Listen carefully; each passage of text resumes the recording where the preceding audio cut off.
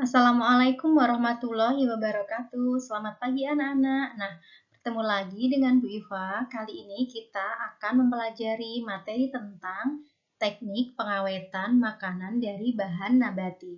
Sebelumnya, saya mohon dukungan kalian untuk yang belum subscribe channel ini, mohon untuk subscribe terlebih dahulu ya.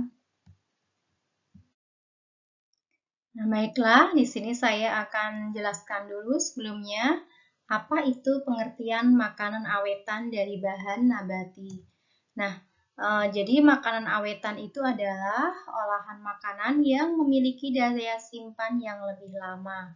Sementara bahan nabati itu adalah semua bahan makanan yang berasal dari tanaman atau tumbuhan, baik berupa akarnya, batang, dahan, daun, bunga, buah, umbi, biji, atau beberapa bagian dari tanaman atau bahkan keseluruhan bagian dari tanaman tersebut. Nah, jadi kalau makanan awetan dari bahan nabati berarti adalah bahan makanan yang berasal dari tumbuhan yang mempunyai daya simpan yang lebih lama.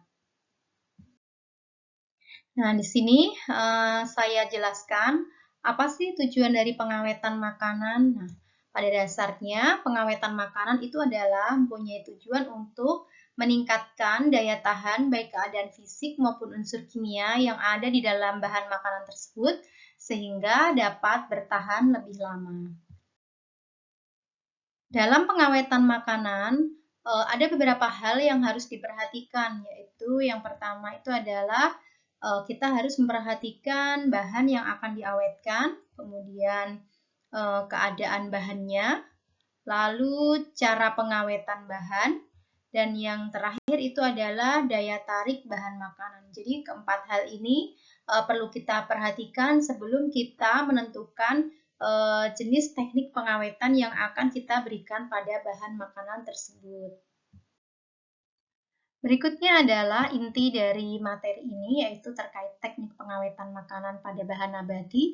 Beberapa teknik yang dapat kita berikan untuk mengawetkan makanan dari bahan nabati atau untuk mengawetkan bahan-bahan nabati diantaranya adalah teknik pengeringan, kemudian teknik pengawetan suhu rendah, teknik pengemasan, teknik pembuatan tepung, kemudian teknik pengasinan atau pemberian garam, pemanisan atau penambahan gula, serta penambahan bahan pengawet makanan. Nah, inilah beberapa teknik yang dapat kita terapkan dan berikutnya akan saya bahas satu persatu mengenai teknik-teknik berikut ini. Nah, teknik yang pertama itu adalah teknik pengeringan. Nah, apa itu pengeringan? Teknik pengeringan itu adalah tujuannya untuk mengeluarkan kandungan air dari bahan makanan tersebut menggunakan energi panas. Jadi, di sini biasanya dikeringkan. Kemudian tujuannya kenapa dikeringkan? Agar mikroorganisme tidak tumbuh lagi. Kemudian kelebihan dari teknik pengeringan ini itu adalah bahan makanan menjadi lebih awet dan volume menjadi lebih kecil sehingga mempermudah penyimpanan. Kemudian kelemahannya itu biasanya kurang efektif untuk bahan-bahan yang mengandung vitamin dan protein. Nah, ini saya berikan contoh adalah teknik yang dilakukan untuk pengeringan biji kopi ya. Sini mungkin beberapa contoh yang lain kalian bisa sebutkan dan ketikkan di kolom komentar. Kira-kira bahan makanan apa saja yang bisa diawetkan dengan teknik pengeringan. Nah, berikutnya adalah teknik pengawetan dengan suhu rendah. Nah, di sini ada dua jenis pengawetan dengan suhu rendah, yaitu dengan teknik pendinginan dan pembekuan. Kalau pendinginan biasanya hanya dimasukkan di dalam kulkas, kemudian kalau pembekuan itu disimpan pada freezer, jadi suhunya biasanya di bawah 0 derajat. Berikutnya adalah teknik pengemasan. Nah, pengemasan untuk bahan makanan itu sangat penting sekali dilakukan Mengapa? Karena dengan pengemasan itu dapat mencegah kerusakan mekanis serta perubahan kadar air dari bahan makanan tersebut. Ini adalah saya berikan contoh pengemasan untuk produk makanan dari bahan nabati yang diawetkan, yaitu selai dan produk acar. Jadi biasanya disimpan pada toples-toples botol seperti ini. Tapi pengemasan di sini ini juga menuntut kreativitas dari seorang yang melakukan usaha tersebut. Misalnya membuka usaha pengawetan makanan awet dari bahan nabati, itu pengemasan di sini ini bisa menjadi eh, daya tarik tersendiri untuk konsumen membeli produk awetan yang kita inginkan. Jadi tujuan pengemasan di sini itu tujuan utamanya untuk mencegah kerusakan mekanis serta perubahan kadar air. Namun pengemasan sendiri itu pada akhirnya nanti bisa juga menjadi daya tarik untuk konsumen membeli produk kita. Yang berikutnya adalah pengawetan dengan pembuatan tepung. Jadi bahan nabati ini diubah menjadi tepung. Nah, biasanya mengubah bahan menjadi tepung ini diterapkan untuk produk-produk makanan yang mengandung karbohidrat seperti jagung, singkong, gandum, dan padi. Ini contoh adalah beras yang diubah menjadi tepung beras dan jagung yang diubah menjadi tepung jagung.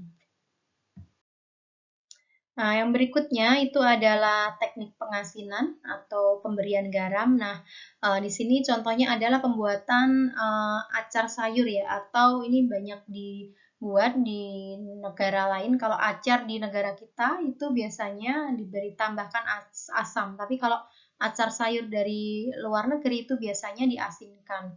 Ini contohnya adalah acar sayuran atau sawi asin ya. Ini beberapa sayur yang diawetkan dengan cara penambahan garam.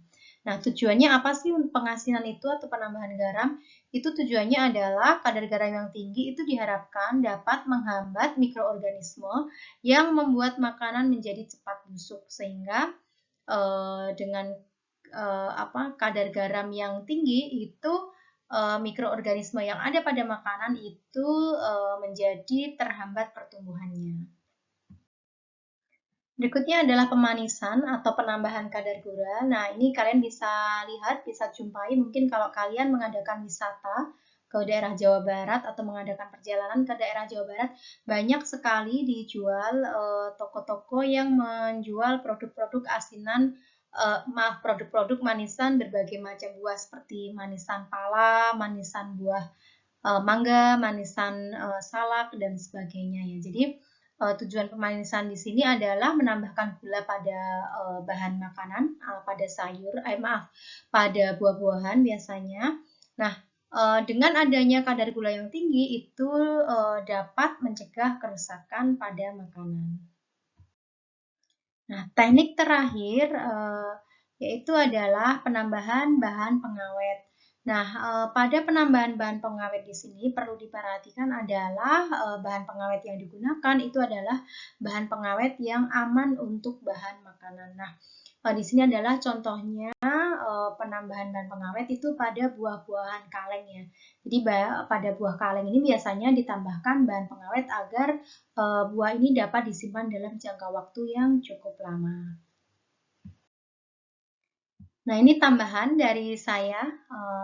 Biasanya makanan di Indonesia sendiri tentunya ya, terutama di Indonesia itu banyak sekali bahan-bahan nabati itu yang diawetkan dengan cara dibuat menjadi keripik. Jadi ini khusus kebanyakan di negara kita itu berbagai jenis bahan nabati itu bisa dijadikan produk oleh-oleh menjadi aneka keripik. Ada keripik kentang, keripik apel, keripik nangka, keripik nanas, keripik pare, keripik kenikir. Bahkan kalau kalian pernah jalan-jalan ke daerah yang pegunungan itu ada keripik daun adas, ada keripik daun singkong dan sebagainya. Jadi orang Indonesia ini pada dasarnya sangat kreatif sekali memanfaatkan bahan-bahan nabati yang ada di sekitarnya untuk memberikan nilai lebih pada bahan makanan tersebut, selain tentunya bahan makanan tersebut menjadi lebih awet sehingga mungkin bisa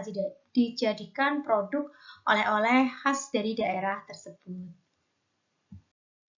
Nah, itu tadi uraian singkat terkait teknik pengawetan makanan pada bahan nabati yang dapat saya sampaikan. Terima kasih banyak atas perhatiannya. Semoga materi ini bermanfaat untuk kalian semua. Tetap terapkan protokol kesehatan yang baik di rumah, berdoa agar pandemi segera berlalu dan tatap muka segera bisa dilaksanakan. Demikian yang dapat kita sampaikan. Terima kasih. Wassalamualaikum warahmatullahi wabarakatuh.